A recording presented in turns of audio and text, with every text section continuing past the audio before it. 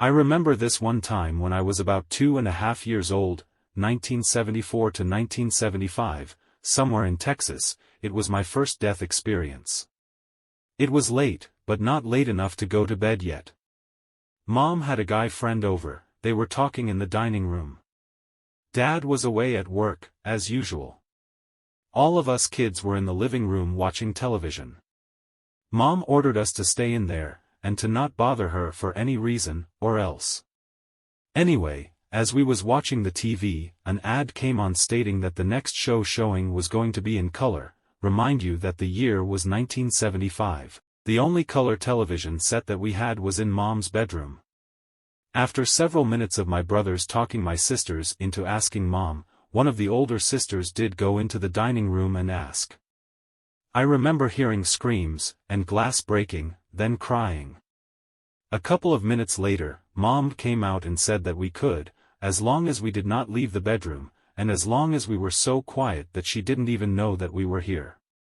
My sister, whom was still crying, was painfully holding her left arm. Then Mom threatened us for a couple of minutes. Afterwards, she marched us into her bedroom, and sat all of us down on the floor.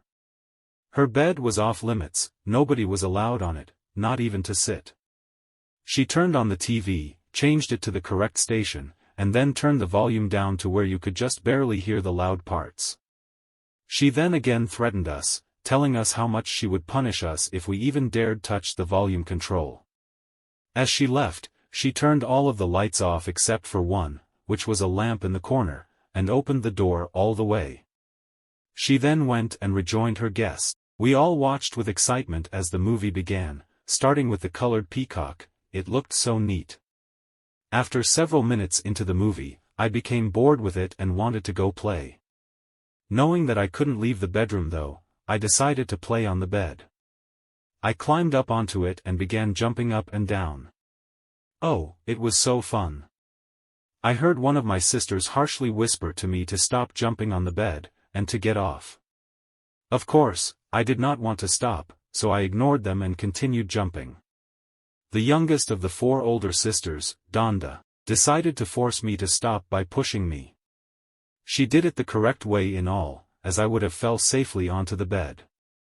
But, because I didn't want to stop, nor did I want to fall, I twisted my body in efforts to stop the fall. In doing so, my feet got caught up in the already tight covers and it shot me downward, off the backside of the bed. This is where things began to get strange. As I began to fall, time slowed down to extremes. Everything was moving so slowly, it was neat. My vision then split, as I was now able to see from 2 different points of view. One point of view was from my eyes, of course.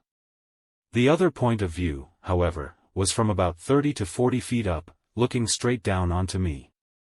It was as if I was in the sky above the house, and the roof of the house was simply not there. I could see every room and everybody in the house. As I watched from this newly gained point of view, I saw that I was still falling off the side of the bed. I saw from my eyes' point of view that I was falling toward a wooden end table in the corner, near the head of the bed. Looking at the table, I seen several items on it. A lamp that was on, an alarm clock, a couple of paperback books, some wooden coasters, and a blue swirled glass almost full of tea, which was sitting on the corner of the end table. Still falling, I saw that I was going to fall onto the glass. Watching, not being able to do anything about it, I simply looked. I saw that the glass of tea had some ice cubes in it, and that they were almost completely melted. The glass was about 2/3 rds full, and had a lot of condensation lingering on the sides of the glass. Still falling, I saw that my face was going to hit the glass. Just as the rim of the glass touched my skin, I looked into the glass to see the calm liquid vibrantly shatter and explode into my eyes as my forehead crushed onto it. From the above point of view, I saw my body continuing to fall, as my head crushed through the glass, then slammed onto the corner of the wooden end table, then onto the floor, as my body's weight followed through. I then heard a very loud frightening scream, as my sister, Donda, screamed in terror. I saw everyone jump up and scream along with her as they looked and saw my body lying there on the floor. bleeding like you wouldn't believe. I saw Mom in the other room, instantly getting upset. She quickly stomped her way down the hallway and into the bedroom. As she entered into the room, she looked over at me, and instantly changed from extremely upset to total fear. She ran over to me, picked me up into her arms, yelled at someone to turn on her bathroom light. Her bedroom had its own bathroom, and then quickly carried me into it. She sat down on the commode, with me in her lap. She grabbed some towels and began wiping off some of the blood, trying to soak it up faster than it was coming out, in efforts to see just how bad it was. As everyone was standing in the bathroom doorway, Donda squeezed through, held up a large band-aid, and asked, crying, "Mama, Mama, will this help? Mama, will this make him all better?" Mom, continuing to wipe off the blood from my face, managed to clear my eyes. Looking out of them, I was able to see my reflection in the mirror. My skin was a pale gray color, and the blood was so red, so dark. I saw my forehead in the reflection also. The skin was ripped apart, and I could even see the white of bone. It even looked as if part of the bone was broken and chipped off. At that time, the blood flow slowed down, and Mom was able to wipe a lot of the blood off, giving her a really good look. She then answered Donda, saying in a low, sad, crying voice, "No honey, I am afraid that it won't." Everyone started crying, even Mom, as she gently rocked me back and forth in her arms. My vision then went totally to the bird's eyes view. I just watched. I remember feeling satisfied and happy, as if I was in a play or something and performed exactly as I was supposed to have. But then, I felt as if I was not the only one watching, as I felt that I was being watched by tens of thousands of other people. It felt creepy. Curious as to who was watching me, I turned around to look. To my surprise, I saw nothing, and I mean that. I saw nothing. There were no stars, no clouds, no sky, no air even. It was simply an enormously large and vast void of nothing. I then began to fall into it, uncontrollably, and at a very fast rate. After a couple of seconds, I could feel a tingling sensation, similar to the sensation of being sprayed with a very fine mist of cold water while trying to sunbathe on a really hot day. It felt rather good actually, even though it only lasted for a couple of seconds. Still falling, I became curious about my body, so I looked down to see it. I did not see a body, not one of flesh and blood anyways.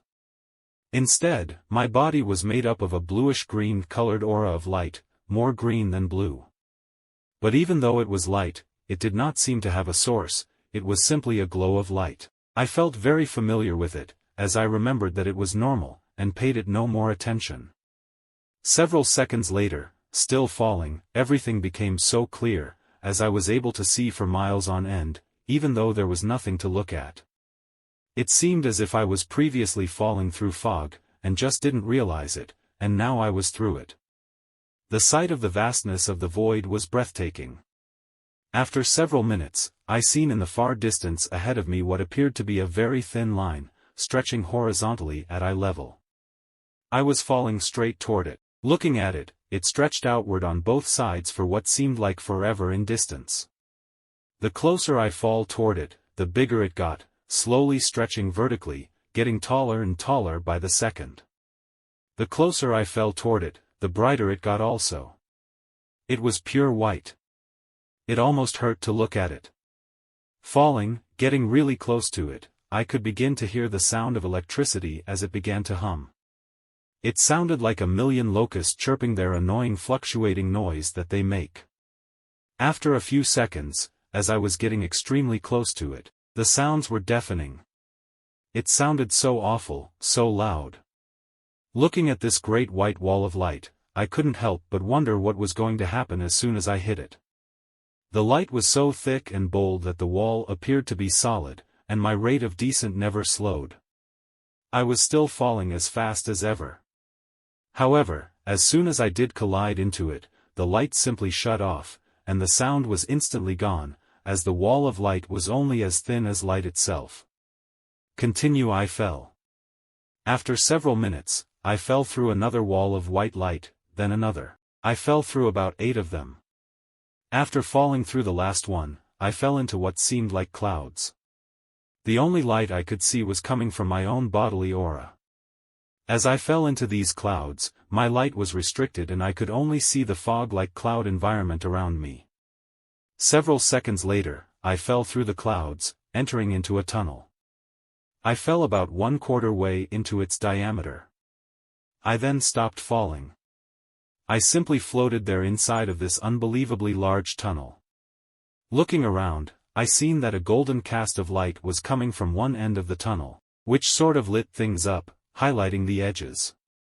Looking at the walls of this tunnel, due to the golden cast of light, I was able to see that they were made up of clouds, bubbly cotton ball type clouds.